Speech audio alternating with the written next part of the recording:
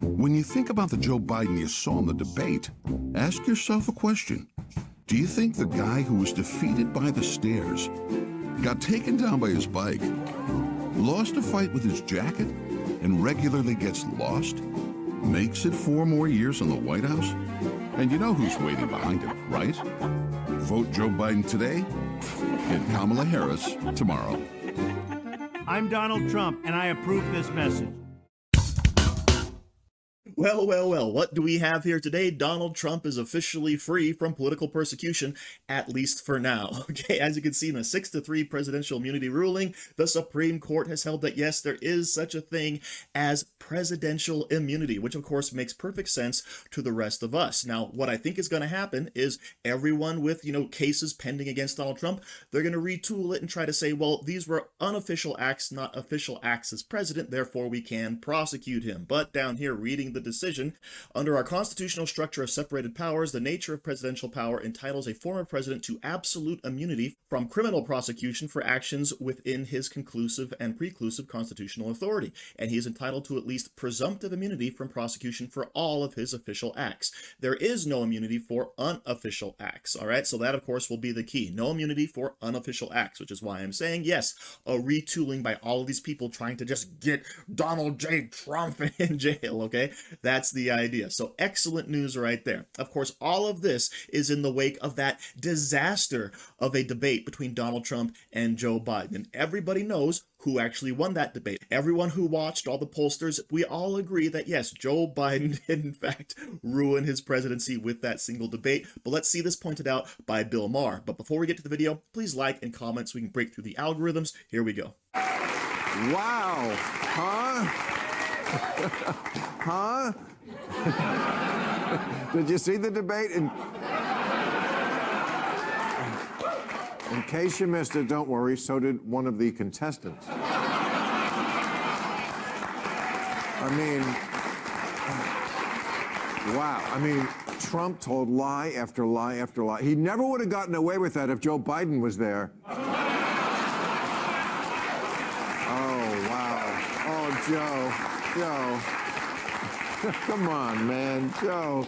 You know, Joe, he famously loves trains, but apparently not of thought. I mean, just all night confused and halting and trailing off. I've seen beauty pageant contestants answer questions better. I mean, I don't...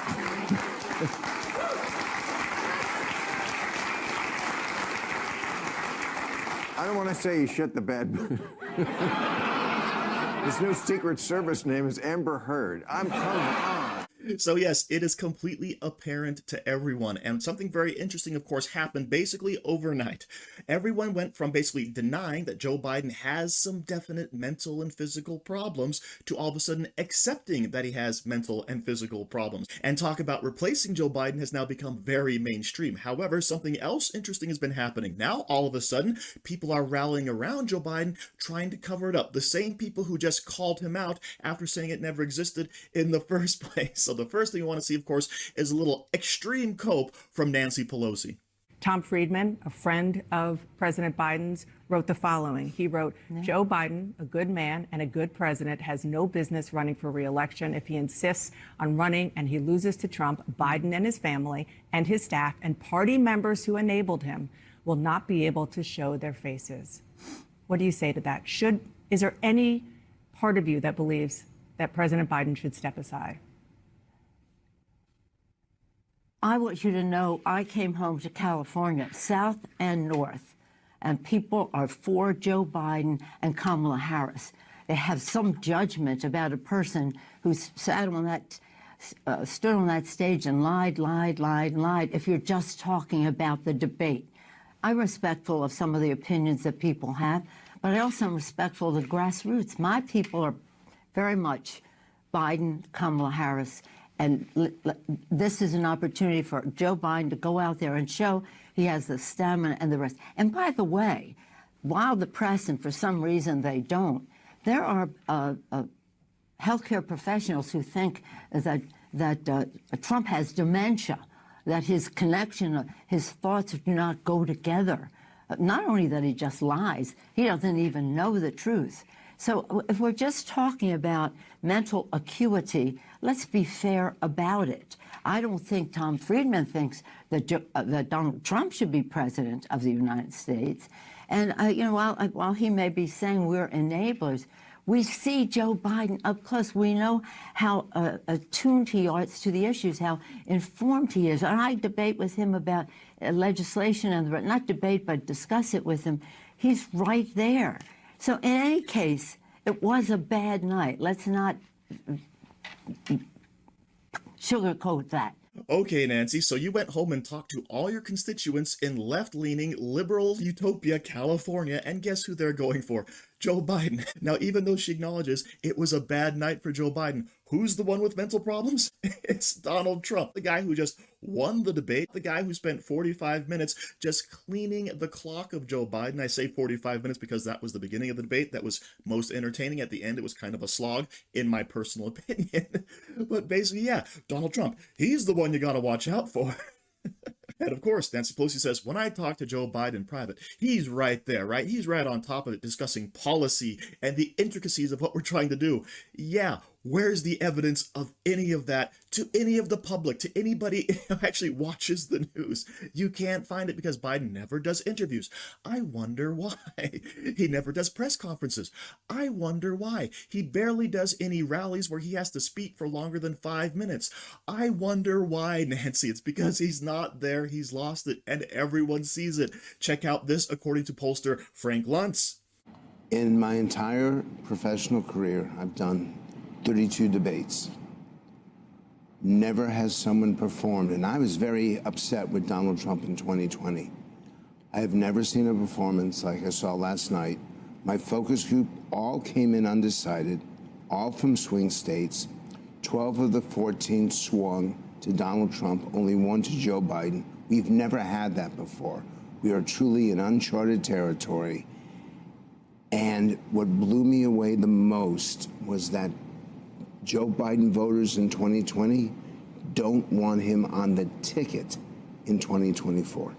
What the reaction? You had 14 swing voters from these states. All undecided, all voting Republican and Democrat back and forth over the last 10 years, and boy, did they swing. He does not have the leadership qualities to survive for the next 4 years.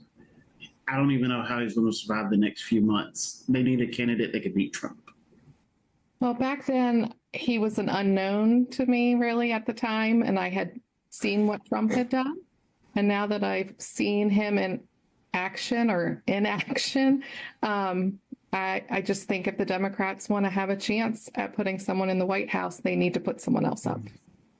I think in 2020, Biden was a safe option that was relatively non-harmful to replace Trump. And frankly, I didn't think reflected these same cognitive issues that we see tonight on the campaign. Yeah, it was a little dry, but it was definitely not to the same extent. I think tonight, I'm not sure how he functions during an 8-hour workday, let alone an 8-hour workday or 8+ hour workday as president of the United States. So yeah, at this point, basically, the writing is on the wall. That's why you see all of these calls to replace Joe Biden with someone else, because they realize he cannot win, which of course is great news for Donald Trump.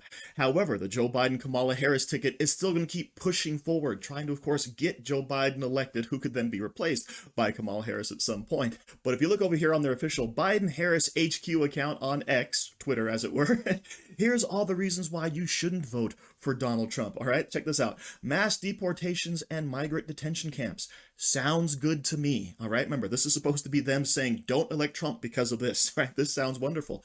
Reinstate the Muslim travel ban. And what they're referring to, of course, is the travel ban on countries that have high levels of terrorist insurgents. Okay, and of course, this was all agreed upon by our supposed intel agencies, who, yes, have been wrong in the past, but hey, it's a start. It was never a Muslim travel ban. It was a terrorist travel ban. Deploy federal troops to Democrat-run cities.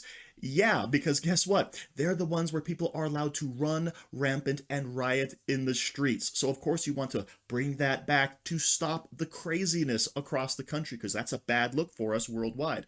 direct the DOJ to prosecute political opponents, or rather, you investigate to see if anyone is actually leaking information, if anybody's trying to run afoul of the law, and that is perfectly acceptable to me. Replace career civil servants with hardline loyalists. Yes, because who are the people gumming up the works, all right? You have all of these unelected bureaucrats who are out there basically trying to sabotage the Trump presidency. So how you get rid of those people? You fire them and replace them with people you can actually trust. And honestly, I thought this is what every president did as soon as they came in. But of course, the swamp runs deep, and this is what's happening. So rather than being a detractor from Donald Trump, this is actually a reason to go out and vote for Donald Trump instead. So thank you for watching. Don't forget to like, share, comment, subscribe, and stay safe out there, people, because they're coming after you.